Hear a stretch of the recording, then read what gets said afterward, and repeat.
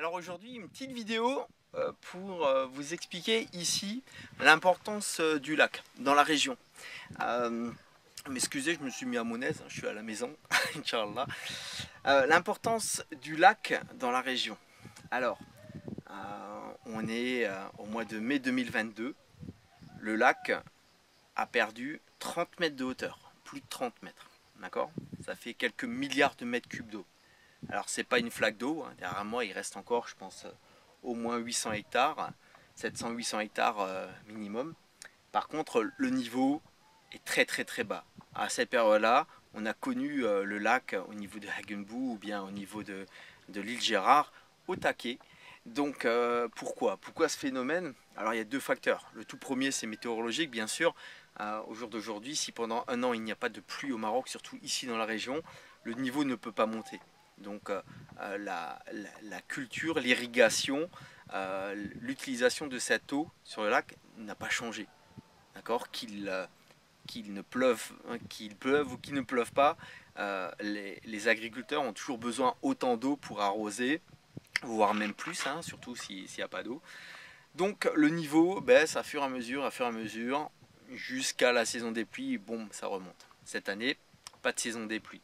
Alors moi j'ai essuyé un oragère, hein, il y a un petit peu d'eau, le niveau il se stabilise, hein, il descend pas, ça fait 10 jours que je suis là, il descend pas, Inch'Allah comme on dit.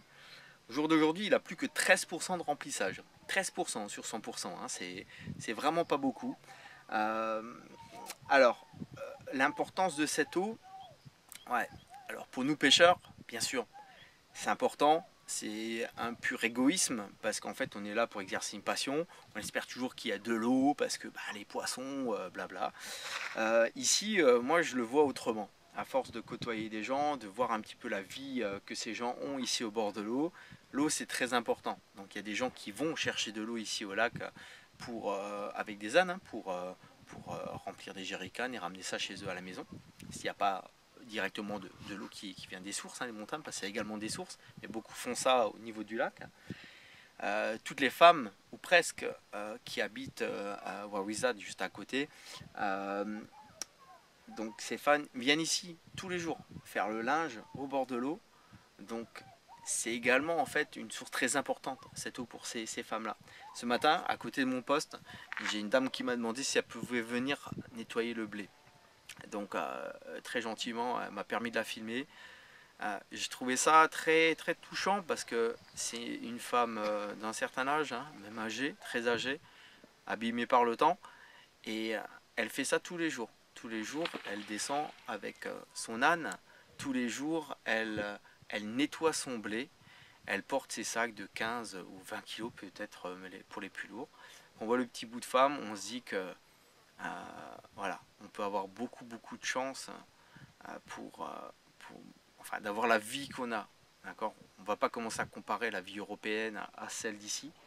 Mais on a vraiment beaucoup de chance. Demain, on va faire les courses, on prend un caddie, on prend les trucs tout finis et basta.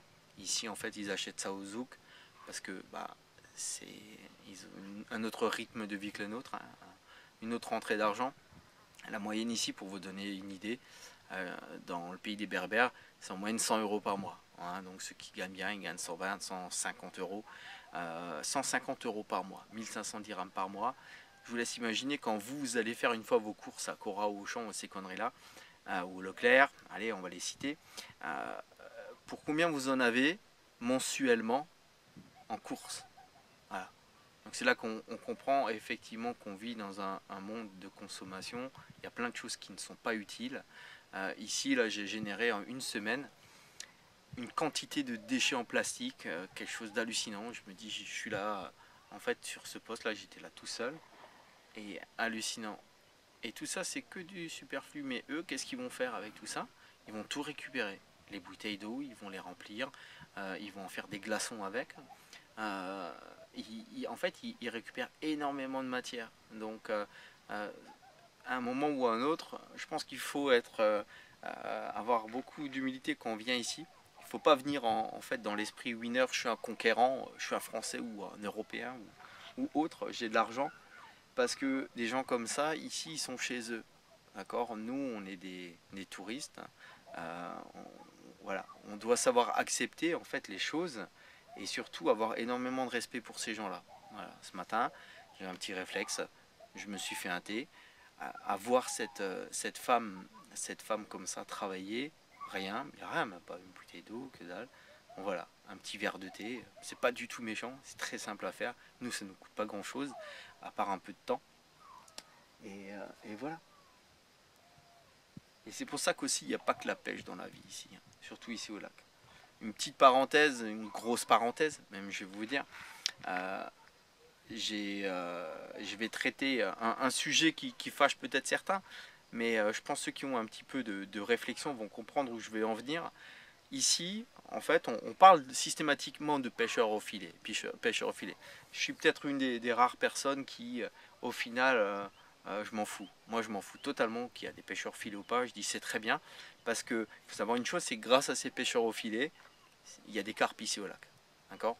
Ces carpes, elles ont été introduites il y a quelques années pour les pêcheurs au filet.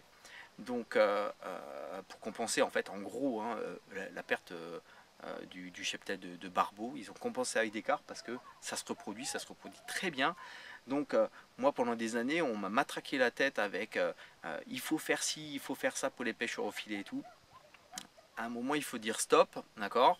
Au jour d'aujourd'hui, j'ai fait l'expérience. D'accord. On m'a dit il y a 50 ça, que le lac est mort, il n'y a plus de gros poissons, tout a été pris au pêche au filet parce que quelques idiots ont posté des photos de grands filets qui font 100 mètres avec le zouk, avec une dizaine de carpes sur le zouk. Ah ouais, bon, ok, ça fait peut-être mal au cœur pour le gros passionné de pêche à la carpe, mais ici ça fait partie en fait de la coutume locale. Ici c'est ou des bergers ou bien des pêcheurs.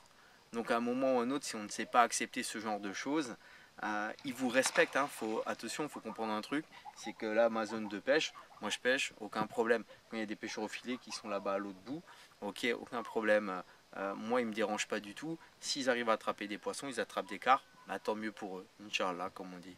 Moi, de mon côté, moi je suis là juste pour assouvir ma passion. Je ne suis pas là pour faire le shérif dans cette région, dans cette contrée.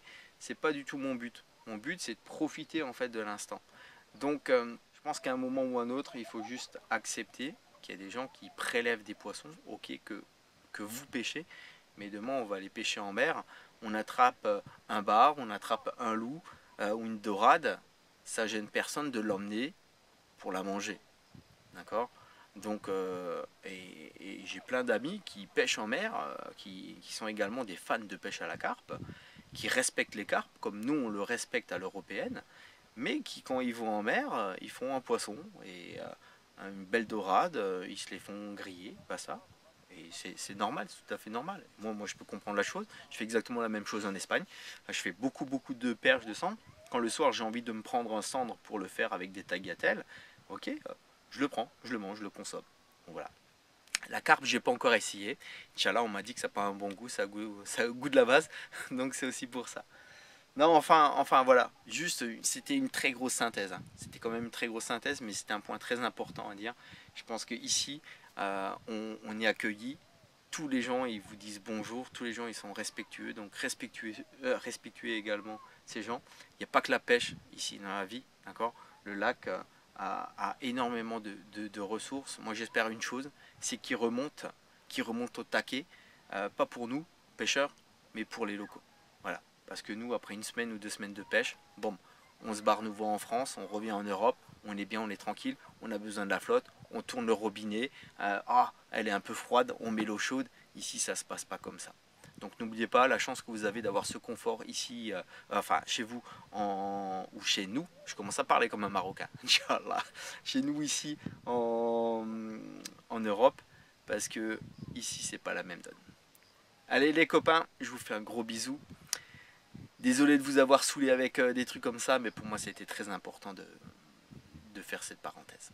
Voilà, à bientôt, ciao ciao.